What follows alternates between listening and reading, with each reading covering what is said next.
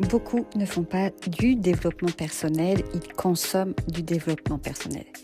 Et il y a une différence énorme entre lire 40 livres sans changer une habitude, regarder 200 vidéos, écouter 100 podcasts sans vraiment transformer un comportement dans son quotidien. Et une différence énorme entre comprendre et ne pas intégrer. Et c'est ça le piège de croire que la compréhension intellectuelle soit une transformation. Et on ne va pas se mentir, moi le dev perso, ça m'a vraiment beaucoup aidé. Ça m'a ouvert les yeux, vraiment ça m'a donné des clés, ça m'a aidé à comprendre mon fonctionnement, ça m'a aidé à changer des choses dans mon quotidien, à poser mes limites, à mettre en place des routines, vraiment à être plus en conscience de moi. Mais je dois dire que ça m'est arrivé vraiment de tomber dans ce piège de la consommation. Et ça, c'est vraiment c'est le premier piège sur lequel je voulais discuter avec vous. C'est cette consommation passive. Et aujourd'hui, dans cet épisode, je veux vous parler de ce que personne ne dit vraiment. C'est pas pour attaquer le développement personnel, mais c'est pour le remettre à sa place, lui rendre ses lettres de noblesse, on va dire aussi, parce que il a quand même une place importante et il change quand même des vies. Sauf que parfois, ça devient la meilleure excuse en fait pour ne pas prendre sa place. Et j'avais envie de parler de ces pièges et surtout de comment ne pas tomber dedans.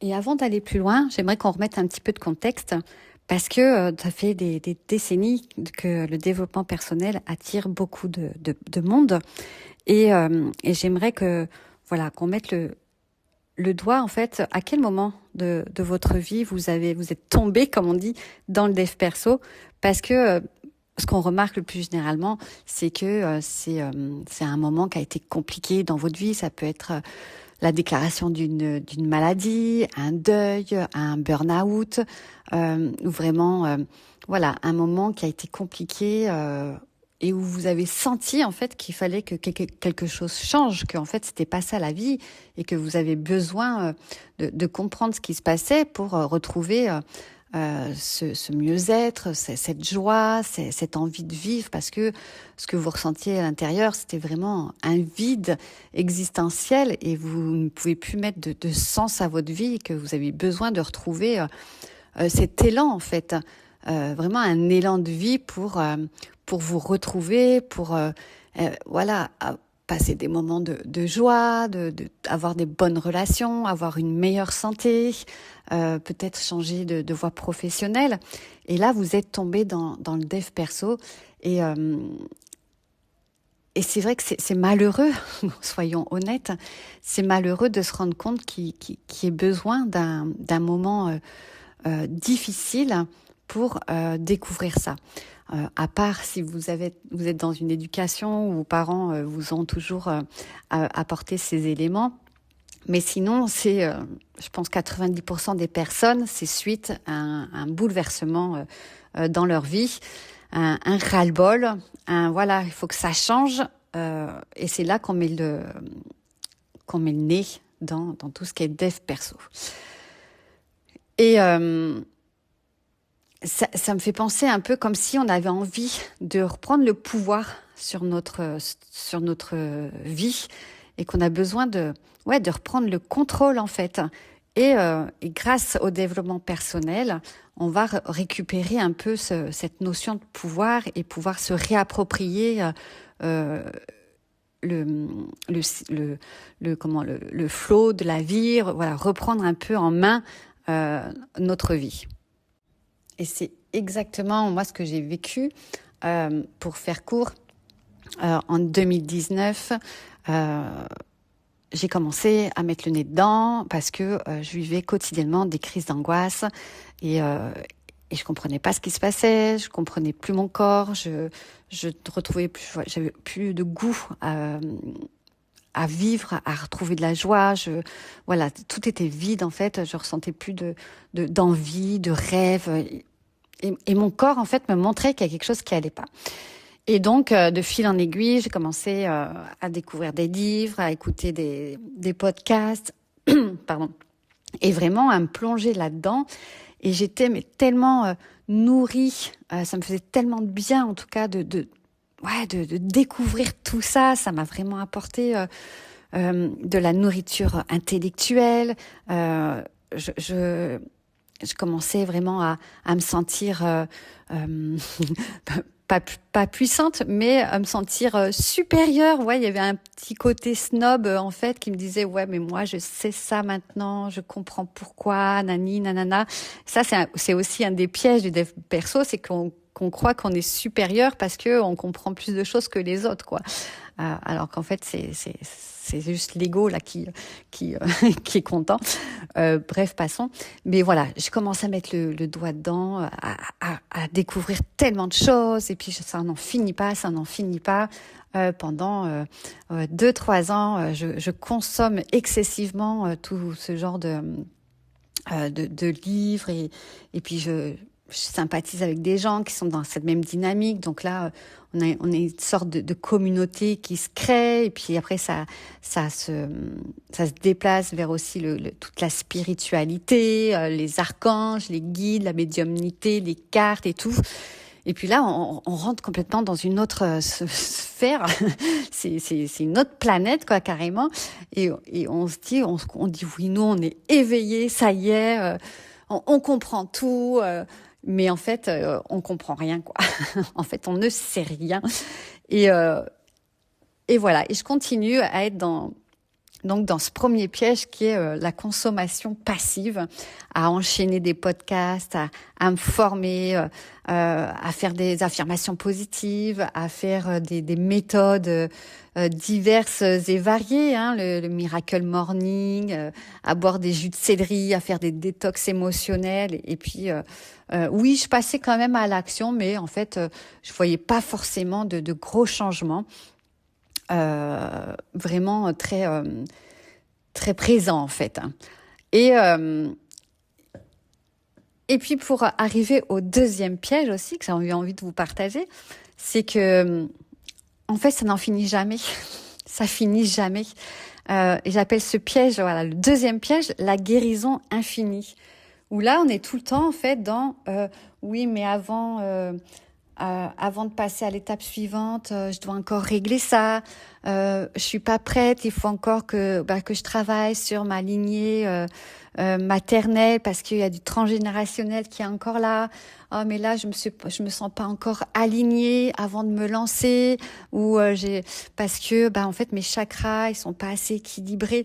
Et en fait, on n'en finit jamais, quoi.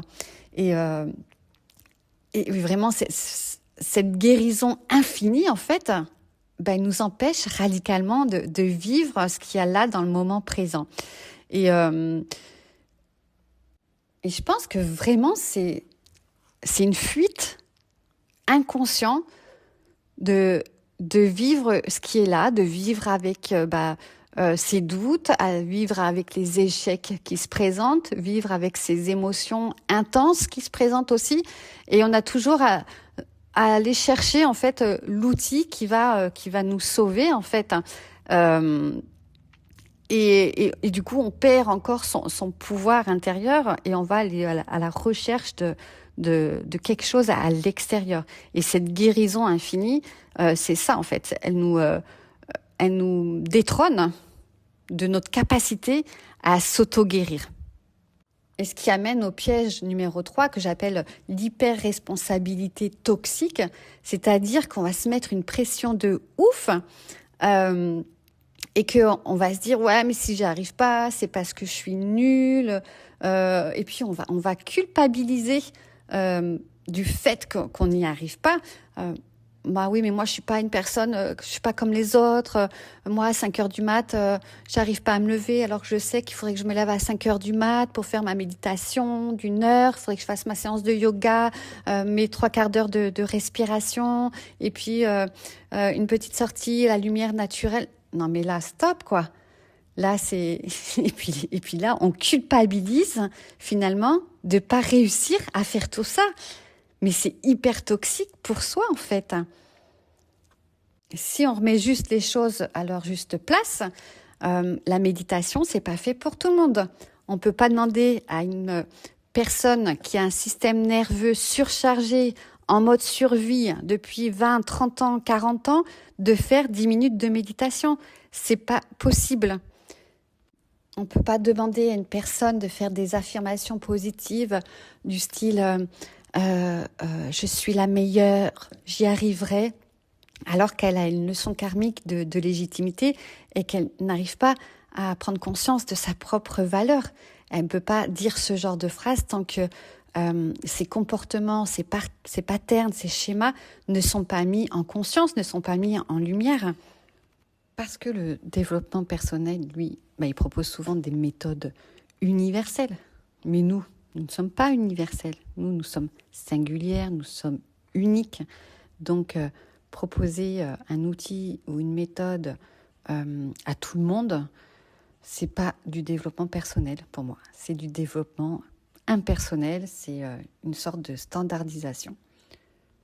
Donc, ce qui va être fondamental, c'est quand vous utilisez un outil, une méthode, c'est de se rendre compte, d'avoir conscience à quel moment, en fait, il ne vous correspond pas.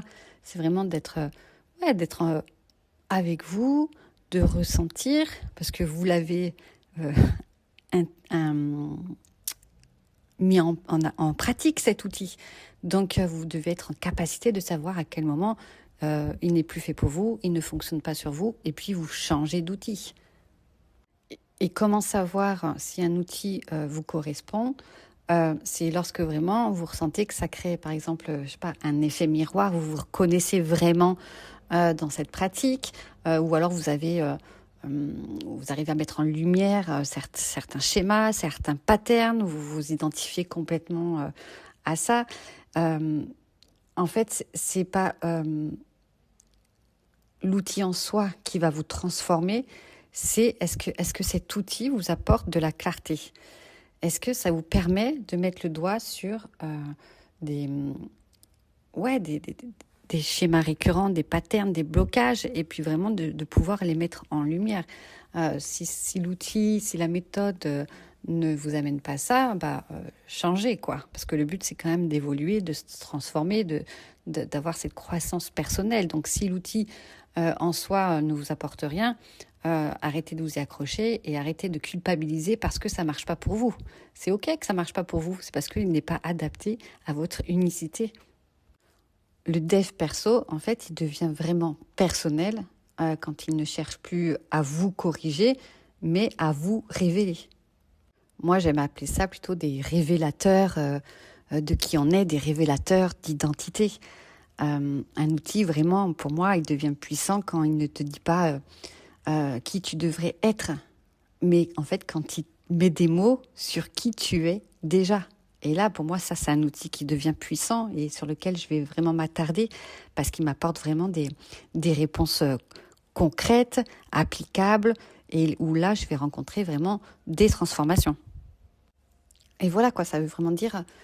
ça veut dire comprendre son fonctionnement, comprendre son rythme, ses cycles, comprendre comment gérer ses émotions, comment comprendre sa manière de prendre des décisions, comprendre ce qui nous épuise vraiment, comprendre ce qui nous nourrit aussi vraiment. Et moi, j'ai vraiment découvert ça dans certains outils comme la numérologie karmique, le design humain, comprendre aussi mon système nerveux, pardon. Et ce sont vraiment mes outils, pour moi, qui révèlent mon identité les plus puissants. Et là, l'outil devient un révélateur, comme je disais. Et en fait, c'est moi qui vais aller chercher l'outil pour venir approfondir ce qui se passe, sur quoi je pense, sur le blocage que je suis en train de vivre. C'est moi qui vais aller chercher l'outil. Donc c'est là que l'outil devient puissant parce que moi j'ai le contrôle sur ma vie et c'est moi qui décide d'aller chercher l'outil qui est nécessaire à ce moment-là, qui me convient et qui, je sais, va m'apporter cette transformation ou cette compréhension que j'ai besoin à ce moment-là. Et ce qui m'amène à vous parler du 4e piège, celui de l'identité de celle qui travaille sur elle.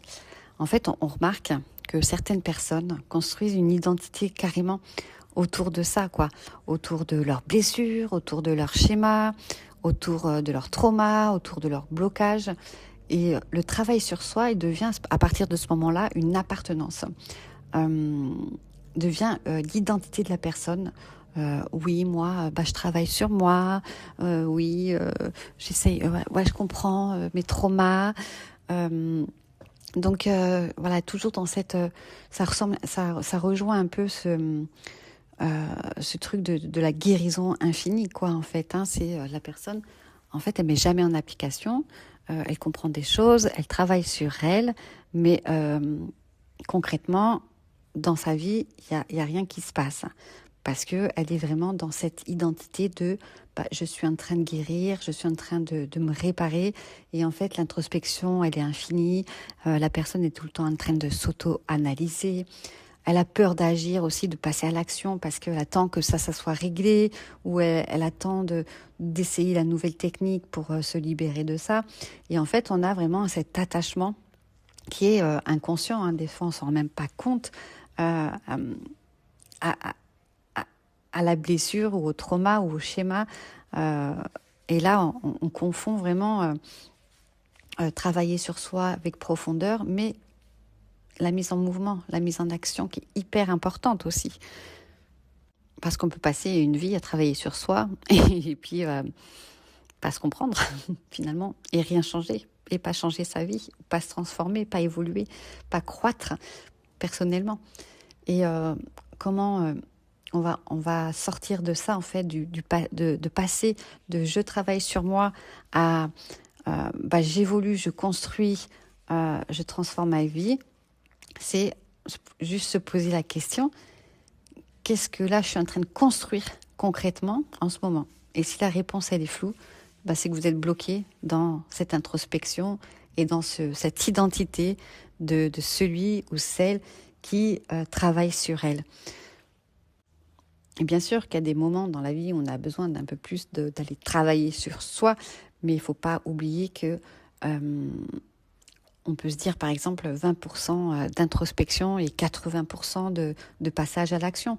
Sinon, on reste caché. L'analyse devient carrément un refuge. Et au lieu de dire je suis en guérison, dire plutôt je suis en expansion, je suis en action. Donc vraiment déplacer le focus en fait du passé, mais plutôt vers le futur. Et ça m'amène vers le dernier piège. Ce qu'il faut savoir, c'est que le marché mondial du développement personnel dépasse les 40 milliards. Donc un marché, il fonctionne sur la répétition d'achat. Donc si un client qui est guéri, ça veut dire qu'il va consommer moins. Donc, il existe, oui, c'est un business invisible, il existe une incitation structurelle à maintenir toujours ce sentiment d'incomplétude, d'aller chercher toujours une nouvelle chose à travailler. Et puis là, on va tomber sur une nouvelle technique, on va tomber sur une nouvelle méthode. Et à chaque fois comme ça, on est dans cette boucle où on est happé par l'extérieur pour dire attends, là il faut que tu viennes travailler ça encore, il faut que tu te libères de ça encore, et pendant ce temps-là toi tu fais marcher du coup ce business, tu le nourris profondément, et ça t'empêche à côté de ça de vivre tout simplement. Et le piège vraiment, c'est de devenir dépendante de la prochaine formation, de la prochaine mentor, le prochain outil, parce que tu ressens ce soulagement temporaire d'avoir trouvé la solution que tu avais besoin là maintenant. Et puis une fois que c'est passé, le manque qui revient et ça fait une boucle qu'on appelle dopaminergique. Et à chaque fois, vous reproduisez, et moi aussi, ça m'arrive, de reproduire le même schéma, dire attends, là, il y a un nouveau truc qui sort, faut que je l'essaye. Ça va venir débloquer tout et après je pourrai avancer, et en fait d'être toujours dans dans ce travail incessant, vous venez nourrir justement ce business du dev perso. Et c'est ça qu'ils veulent de toute façon. Donc, on va toujours avoir des nouveaux outils, des nouvelles méthodes, des nouveaux trucs à tester parce que on a cette croyance qu'on ne sera jamais guéri, qu'on a toujours besoin de travailler sur nous, d'évoluer, etc., quoi. Mais attention, ça ne veut pas dire qu'il ne faut pas essayer des choses, comme je dis précédemment. Il faut vraiment trouver des outils qui vous conviennent, où vous sentez qu'il y a des choses qui changent, il y a des habitudes qui se transforment. Par contre, s'il n'y a rien qui change extérieurement, ce n'est pas une transformation. Là, il faut changer carrément de méthode. Mais moi, j'aime bien me focaliser sur 2-3 outils. Vraiment, depuis plusieurs années, j'ai les mêmes. Et vraiment, j'y vais en profondeur. Et à chaque fois, c'est vers ces outils-là que je vais me référer pour comprendre mon blocage ou si j'ai un questionnement particulier ou si j'ai des émotions qui sont trop présentes. Et je sais comment les gérer, comment les apaiser, comment les accueillir. Mais du coup, je reste focus sur 2-3 outils qui vraiment, après avoir testé plein de choses, m'ont vraiment apporté une transformation assez, même très, très, très puissante, très importante dans ma vie au quotidien. Où le dev perso, en fait, il te fait plus grandir, mais il te maintient occupé à comprendre, occupé à analyser, occupé à travailler sur toi. Mais en fait, il t'apprend pas à vivre, tout simplement. Parce que c'est surtout par la mise en action, se mettre en mouvement, essayer des choses, se lancer, mettre ses projets en avant, quoi, vraiment, mettre les choses dans la matière. C'est comme ça que on va savoir si on est capable. C'est comme ça qu'on va reprendre confiance en soi. Et puis, c'est comme ça qu'on va retrouver de l'estime. C'est vraiment d'être dans l'action, d'être dans la vie et d'aller essayer, d'aller faire les choses, tout simplement. Le développement personnel, il redevient ou il est sain quand il va renforcer votre autonomie, il va réduire votre dépendance et qu'il vous amène vraiment à prendre des décisions concrètes. Pas quand il vous explique encore pourquoi vous n'y arrivez pas encore. Voilà. Et j'ai 2 petites questions pour clore cet épisode. Si vous arrêtiez de travailler sur vous pendant 3 mois, qu'est-ce que vous construirez à la place ? Et je suis sûre que là, il y a plein d'idées déjà qui viennent. Et parce que généralement, on sait ce qu'on doit faire, mais on n'arrive pas à le faire encore. Et parce qu'on croit qu'on n'est pas capable, qu'on n'est pas légitime, alors qu'en fait, on a déjà tout en nous. Et qu'il suffit juste de le reconnaître, de le mettre en lumière, et de se dire, ok, c'est bon, j'ai pas besoin de tout ça. Juste, parfois, vraiment, quand j'ai besoin d'éclairer quelque chose, mais j'y vais, J'y vais, je passe à l'action et puis on verra bien. Et donc, cette 2e question, qu'est-ce que tu sais que tu dois faire, mais que tu ne fais pas encore ?